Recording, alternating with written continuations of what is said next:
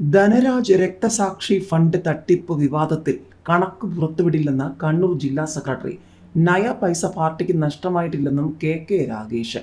രക്തസാക്ഷി ഫണ്ട് തട്ടിപ്പ് വിവാദത്തിൽ പാർട്ടി കണക്കുകൾ മാധ്യമങ്ങളെ അറിയിക്കേണ്ടതില്ലെന്ന് CPM കണ്ണൂർ ജില്ലാ സെക്രട്ടറി.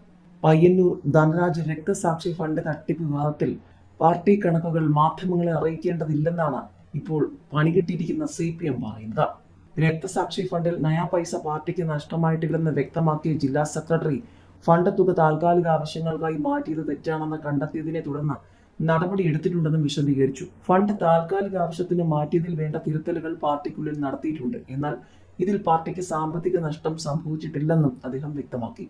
പാർട്ടിക്കകത്ത് പറയേണ്ട കാര്യങ്ങൾ അവിടെ തന്നെ പറയുമെന്നും മാധ്യമങ്ങളെ കണക്കുകൾ ബോധ്യപ്പെടുത്തേണ്ട ബാധ്യത പാർട്ടിക്കില്ലെന്നും പറഞ്ഞ രാഗേഷ്, താൻ മാത്രമാണ് ശരിയെന്ന കുഞ്ഞികൃഷ്ണന്റെ നിലപാട് അംഗീകരിക്കാനാവില്ലെന്നും കൂട്ടിച്ചേർത്തു. രക്തസാക്ഷി ഫണ്ട് തട്ടിപ്പ് വിവാദം വെളിപ്പെടുത്തിയതിൽ കുഞ്ഞികൃഷ്ണനെ പാർട്ടിയിൽ നിന്നും പുറത്താക്കിയ കാര്യം വിശദീകരിക്കാൻ വിളിച്ച വാർത്താ സമ്മേളനത്തിലാണ് CPM കണ്ണൂർ ജില്ലാ സെക്രട്ടറി ഫണ്ട് കണക്ക് പുറത്തുവിടില്ലെന്ന് പറഞ്ഞത്.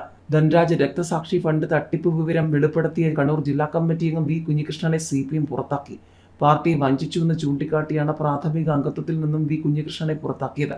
കുഞ്ഞികൃഷ്ണൻ പാർട്ടി ശത്രുക്കളുടെ കോടാലിക്കൈയായി മാറിയെന്ന് CPM കണ്ണൂർ ജില്ലാ സെക്രട്ടറി കെ രാഗേഷ് ആരോപിച്ചു.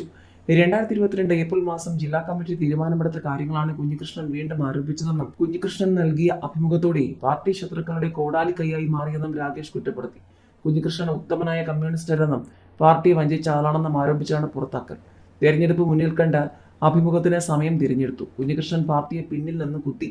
ഇതിനെ നേരിടാൻ കെൽപ്പുള്ള പാർട്ടിയാണ് CPM എന്നും ജില്ലാ സെക്രട്ടറി വിവരിച്ചു.